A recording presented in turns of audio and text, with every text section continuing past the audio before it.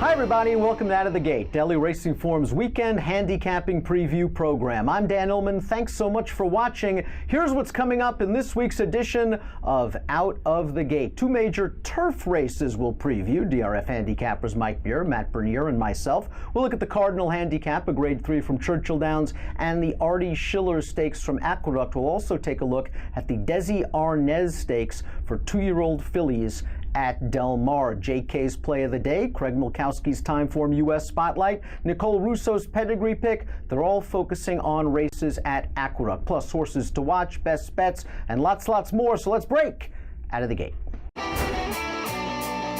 We begin Out of the Gate with our Horse Watch segment. Mike Beer, Naira analyst, you go to the Big A. Yeah, last Saturday at the Big A on the turf, George Weaver debuting a 2-year-old by Colonel John named Colonel Tom. We can look at a replay of the stretch run of his debut here. They put this horse right on the lead. It took a little bit of money in this race, a pretty big field, and this horse just never stopped on the front end. A horse that they paid $8,500 for as a yearling. I think he might be worth a little bit more than that. He dominates this field right on the front end. It's an acre of ground back from the runner up here to the rest of this field. I think it's an 83 buyer for this debut run here. Just to put that in a little bit of perspective, not that it's apples to apples comparison.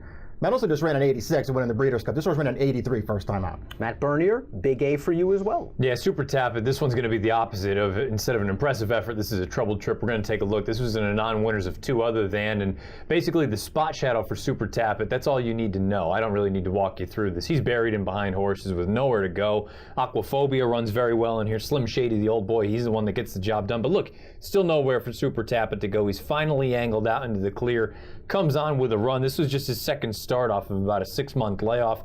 All things considered, I thought it was a big effort. He earns a 90 buyer. The good thing is, the running line still looks kind of mediocre unless you had actually seen the replay, so maybe there's a chance next time out we can still get a number. He's a versatile horse. He's run well on dirt, synthetic, and turf. Plenty of options for the barn. I've been fooled many times in the past by Mr. Jordan, especially with what he does at Gulfstream West, and I'm probably going to be fooled again. Let's go back to his most recent performance as he emerges from the starting gate with a gigantic lead, winning the Sunshine Millions Classics preview for the 2nd year in a row, this time with a 103 buyer speed figure. Now, yes, Gulfstream West is his favorite track, but it seems every time he puts up one of these performances, his trainer Eddie Pliza can't wait to throw him to the wolves against graded stakes horses during the championship meeting at Gulfstream Park. Pliza insists after this race, no, we're going to go the logical route. We're going to stay against fellow Florida breds in the Sunshine Million Classics. This is a short-term horse watch, Mr. Jordan. Let's try to get him through the Sunshine Millions, and we'll see what else we can get from his 6-year-old campaign. Let's get to some handicapping. Graded stakes action at Churchill Downs. The Cardinal Handicap is coming up next. Let's take a look at the field for the feature race at Churchill Downs on Saturday. It's the grade 3 $100,000 Cardinal Handicap for fillies and mares at 1 1/8 for expanded stakes previews of several stakes races this weekend, including the grade 3 Cardinal Handicap. Visit video.drf.com or the Daily Racing Form YouTube channel. The morning line favorite, as you see on the far outside, is the number 12, Donna Bruja. 8-5 on the line, Mike Beer. Now, we're expecting some wet weather at Churchill Downs on Saturday. Donna Bruja's trainer, Nacho Correas, is really not very excited on running this mare on a wet turf course, but rain or shine, she still has to deal with a very tough outside post position. Yeah, I think I'd be more worried about that than I would whatever the course condition will be. We'll see if they decide to run her if it comes up a little soft. You don't know how she'll handle it, but based on what she's done in her 4 starts since she's gotten over here, she's just way the horse to beat in this race. I mean, every one of her starts over here against better horses than this has actually been really good. If she can get any kind of a trip from post 12, they're going to have a pretty tough time beating this horse. Post position stat that Matt and I discussed during the expanded stakes previews over the past 5 years at Churchill Downs in 1 1/8 races on the turf. Posts 11 and out, res ipsa, Donna Bruja, pre-scratches and program changes. It's 2 for 73. Ooh. Matt, you don't have to worry about that because you're down inside with a horse with tactical speed. Yeah, lovely Loy Reese. She's down on the inside breaking from post position number 1. She's a horse that I have to be honest, I am handicapping, expecting we're going to have some softer conditions, and that's going to be just fine for her. The problem is she's only run twice in 2017. One of them, though, was a gate to wire score at Arlington over yielding ground. We're going to take a look at one of her runs from 2016. This was down at Tampa Bay Downs. You see her on the front end right now in the Endeavor, and guess who she gets run down by? A horse called Tepin. Guess what? There are no Tepins, even with Donna Bruja, should she run. I think Donna Bruja weighed the horse to beat, but I like the fact that this horse, Lovely Laurie, she's got a little bit of tactical speed. She doesn't need to have the lead, but I would imagine down on the inside, they're going to send her out of there, get some legit early position, and hopefully, look, maybe the ground helps her cause in here. She's not the likeliest of winners, but I'll take a shot. 15-1, I believe, on the morning line for Lovely Laurie. That Endeavor was her coming out party. She has always been solid and consistent. She has been so ever since that race, and as Matt mentions, can be close to the pace. Mike's going with an out-of-the-gate favorite, Tricky Escape. Yeah, this is a horse that you had pointed out to out-of-the-gate viewers over the summer and cashed a pretty nice wager on her at Monmouth Park over the summer. This horse is pretty interesting to me in this race, though, if only because I feel like she's, like Matt's horse, can get a pretty good trip from the inside in this race. We have a video of her most recent start. This is at Belmont Park where they cut her back to a mile. I don't think the mile did her any favors in this race, but this is also a race where they just went 1, 2, 3, 4 around the track. There was no pace in this race. There was no passing in this race. I like the way that she finishes up at the end of this race, because right here, it looks like she might be last, but she actually gathers herself late and runs at the end. This isn't the race that you like her off of. I think if you like her off of what she was doing before this race, and I think before this race, this mare was getting pretty good, and I like her at a 1 1/8 too. I think the 1 1/8 really works to her favor here. Maybe she gets a trip and the favorite doesn't. She pulls off a mild upset here. At this time last year, Linda won a major graded stakes race at Churchill Downs over a wet turf course. Similar conditions might be present at Churchill Downs on Saturday. After that race at Churchill last year, I thought Linda was going to be in line for a big 4-year-old campaign. She's yet to cash in after 6 or 7 starts. We're going to go back to her most recent effort at Keeneland behind Res Ipsa, her stablemate, who's also in this race. You'll notice from the fractions, not a lot of pace up front. Res Ipsa sat second, got the jump on Linda, and Linda just couldn't make up any appreciable ground in the late stages of this race. There just wasn't a lot of closing going on. Res Ipsa's been sharp since coming back from throat surgery. The runner-up of this race came back to win. I think Linda gets one more chance, getting back to Churchill Downs where she's had some success, perhaps getting a turf course with some give in it where she's had some success, and I think she's going to get a little bit more pace. I'll go with Linda in the Grade 3 Cardinal Handicap. We'll go to Nicole Russo. She's got her Pedigree Pick segment on race number 6 at Aqueduct on Saturday. Let's hit that segment. Hi guys, Nicole Russo coming to you from Lexington, Kentucky for Out of the Gate. An interesting card at Aqueduct on Saturday. A lot of turf action, including this maiden special for 2-year-olds. A little bit of everything. Some runners with European and other international influences, some first-time starters, some runners with, I think, some valuable experience on the track. Let's dive in. We'll start with the 2 Irish-born horses in the field, as both have internationally influenced pedigrees that are sort of to take a look at in a turf route like this. Desert Stone is by Fastnet Rock, a standout sire in Australia whose progeny we don't see a lot of here, so they can be underrated. He's also from the immediate family of some very classy horses. Off a good runner-up effort at Saratoga, he jumped right into the Pilgrim as a maiden and finished 8th. He came back in another maiden special and was bumped at the start. With a little class relief and a clean trip, he might be a value here. And then you have Victor Lounge, who is well beaten on debut, but is getting a big rider upgrade to John Velasquez for this race. He also has that ideal pedigree that you see here, being by a well-bred young sire in Declaration of War who's had some nice 2-year-olds in Europe this year. 2 first-time starters in here, both by sires that indicate they'll want to run on turf. Under leverage is a half to several stakes performers, most of whom did their best work on dirt. That gives me a little bit of pause. However, late sire Scat Daddy's influence might win out here. He certainly can get you a good turf horse and a good turf juvenile, as evidenced just 2 weeks ago when Mendelssohn won the Breeders' Cup Juvenile Turf. Big Agenda is from the first crop of the Warfront horse Data Link. A Grade 1 winner on turf. He has a stakes winner on poly track in his first crop. Wicked Trick is from the Sunday Silence line and out of a mare by Turf Champ Sky Classic. That pedigree definitely says turf at a mile and up to me. He finished 3rd in a maiden race that's come back pretty good at Kentucky Downs. That meat produced a solid number of nice juveniles this year. Wicked Trick then ran poorly in the off-the-turf Bourbon at Keeneland and might offer some value bouncing back. Cajur finished 5th in that same maiden at Kentucky Downs in his only try on turf. Came back for a good second, beaten ahead, going a mile at Laurel in a race taken off the turf last out. He might be starting to put things together, especially with the distance. Of course, Sire Giant's Causeway, a perennial leading sire. He's out of the mare by standout broodmare sire Distorted Humor from a phenomenal classic distance family. And lastly, I do want to take a look at Factor This. He was a willing second last out. He's by a hidden turf sire in the Factor. You see that he's a son of Warfront. And broodmare sire Singspiel is having a terrific year, just represented in that category by Breeders' Cup filly and mare turf winner Wuhaida, a strong European turf family to back up the Factor. Thanks for tuning in to Out of the Gate, as always. We'll be back with more on the weekend's action after these messages.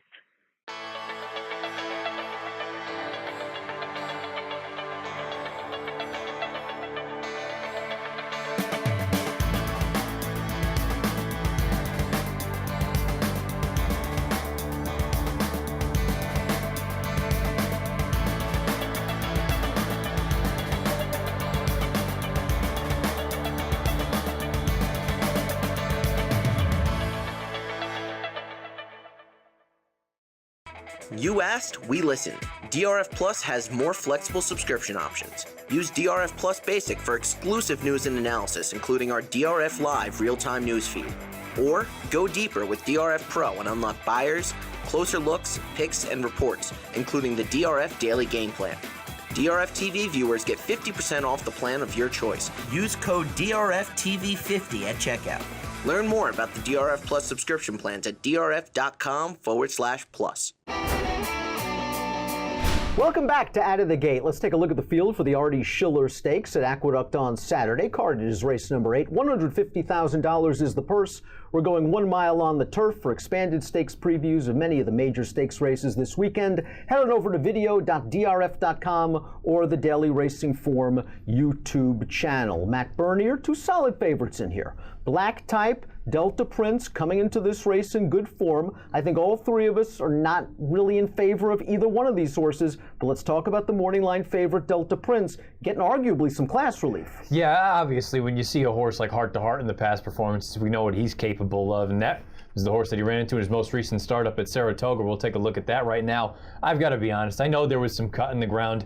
I expected something. It just felt like he was in 3rd gear the whole way. He never got into 4th. He never got into any other gears. He just kind of stayed on.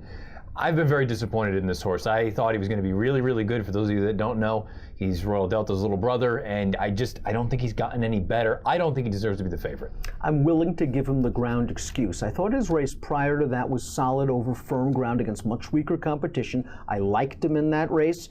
You saw him hop back to his left lead late, and it precedes a little bit of a layoff. We haven't seen Delta Prince in Saratoga. I wonder if he's going to be a little bit short at a short price. We're all looking for bigger prices. Mike, tell us about Tis a Runner. This is a horse you've always liked. Yeah, I liked him a lot as a 3-year-old, and he just sort of felt like a younger horse who had some potential for his prior trainer. He came back this year as a 4-year-old with a trainer change to the great Mike Maker, and I really feel like this horse has upped his game in his last couple starts. Now, that doesn't mean he doesn't have to up his game again if he's going to win on Saturday, but I wonder if he can do it. We have a replay of his most recent race.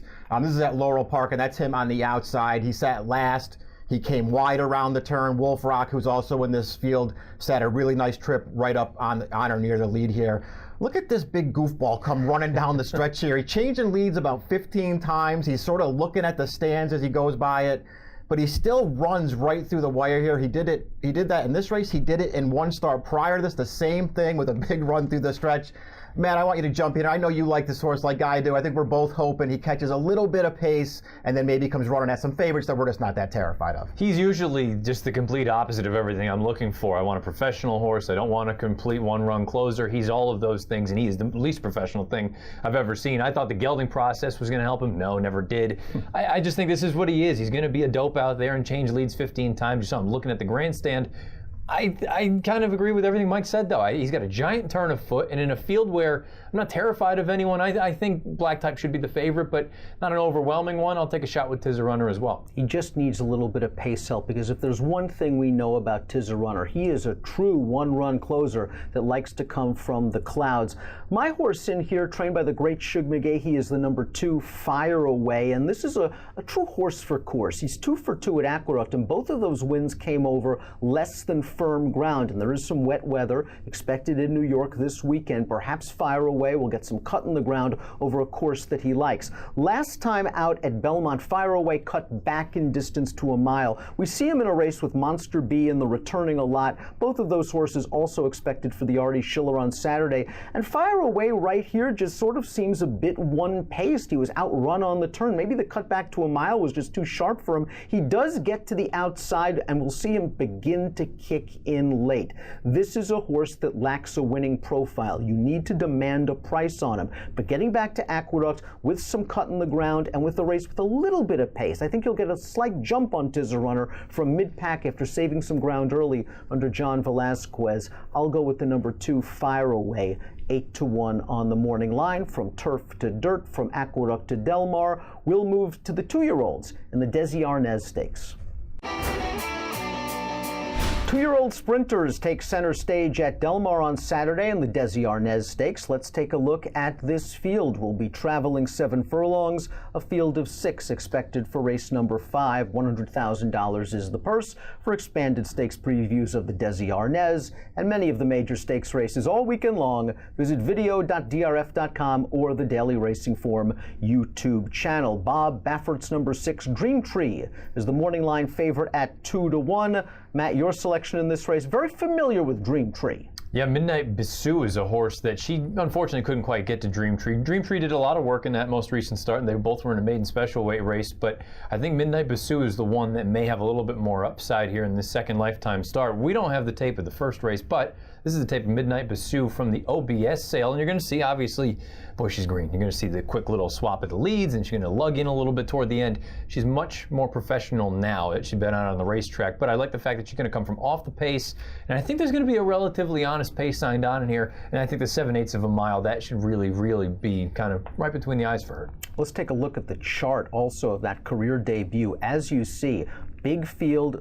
The word was out on Baffert. Dream Tree was 4-5. Midnight Bisou for Bill Spar, not known for training 2-year-olds, was a giant price at 21-1. One more stride, Midnight Bisou wins. Yeah, absolutely, and I think that's the big thing for me looking at this. That was at 6 furlongs. Now we get out to 7 furlongs, again, with some pace in front of her. I think Midnight Bisou is going to appreciate and relish every inch of this distance. Mike, you like a battle-tested 2-year-old in this race that has faced some tough competition. Tell us about Miss Bad Behavior. Yeah, it'll be interesting to see what she does here, because you guys are right. Maybe, that Baffert horse on the outside is pretty fast, but I think this horse has a lot of speed. I like Miss Bad Behavior's race 2 starts back. That's one we have the video for. This isn't her maiden win, but this is her second career start. She showed speed to duel first time out and got beat by a good horse, and here she had speed again, and she brought the race to a good horse, I think, an alluring start. That's another Baffert filly who we just saw run really well in the Breeders' Cup juvenile fillies. Can't quite get to her, but this is a good effort for second, I thought, in this race. She came out of this race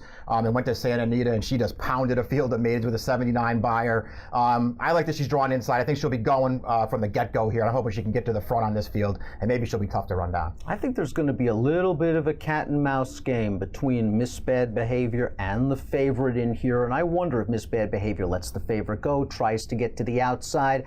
If they're watching each other, they better watch out for Midnight Bisou. I like the experience she gained from that debut, where she took some dirt in her face. It didn't bother her at all. Once she got into the clear, she came with a good run. She is bred for additional distance, perhaps 2 turns even down the road. I think Midnight Bisou, with a late run under Rafael Bejarano, I agree with Matt, takes the Desi Arnaz. JK's play of the day at Aqueduct. Craig Milkowski's TimeformUS Spotlight at Aqueduct. Let's hit those segments. Hey everybody, welcome to JK's Play of the Day. We usually tackle multi-race bets, but we're gonna pare it back a little bit, and we're gonna take a look at an exacta at Aqueduct in race 9 on Saturday in the stake called the Artie Schiller.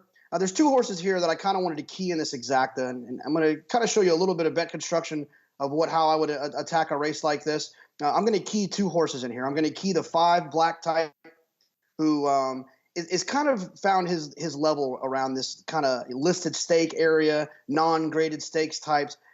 He can also run well in some of the grade 2s and grade 3s, but I think this is kind of his friends right here. He might not be a grade 1 type, but he fits in this spot. So I'm going to key the 5 black type and the 6 a lot. One of my favorite angles in turf races, one of my favorite things to bet is when horses are kind of closing into slower paces, especially off of layoffs where you can kind of expect another improvement. And I think a lot is that type of horse for Chad Brown. Last time in an allowance race off of a 342-day layoff, a lot was closing into a slow pace there. I feel like he's probably going to improve off of that effort. And we all know the narrative with Chad Brown on the grass in New York. So the way that I'm going to bet this, I'm going to bet a $6 exacta, 5-6 with 1, 2, 5, 6, 9, 10.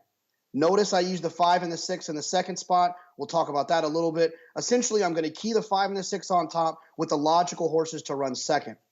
I'm also going to bet a $4 exacta, 1, 2, 5, 6, 9, 10 with 5, 6. Essentially, kind of backwheeling the 5 and the 6. If I'm wrong, but I'm right, and one of those two horses runs well, happens to get inside the exacta, and a more logical horse or another logical horse happens to get the job done, then I'm still protected there a little bit with a $4 exacta. So I'm going to take my 2 main keys and do a $6 exacta with the logical horses, and then I'm going to do a $4 with a back key with the logical horses with the 5 and the 6. Hopefully you don't have to rewind that to catch that moment there. Now also, notice if the 5 and the 6 both run in the exacta, then we'll have a $10 exacta, and that's kind of the reason I like to keep those horses in. Sometimes you'll see people key horses 5, 6 with 1, 2, 3, 9, 10, and then they'll do it the other way. I want to keep those key horses in there and all the bets that way. If they run, I'll have it for a little bit more. So $6 exacta, 5, 6 with 1, 2, 3. 1, 2, 5, 6, 9, 10. And then we're going to flip it the other way, 1, 2, 6, 9, 10 with 5, 6. Good luck. We'll see you next week. Hi, I'm Craig Mukowski at TimeformUS, and today I'm going to talk about the 4th race at Aqueduct on Saturday. It's an allowance race, and what we do here, we show the conditions and the race rating on the preview page, and that's usually the first thing I start with. You'll notice that I've highlighted a few things on this page. One is that there's no pace projector.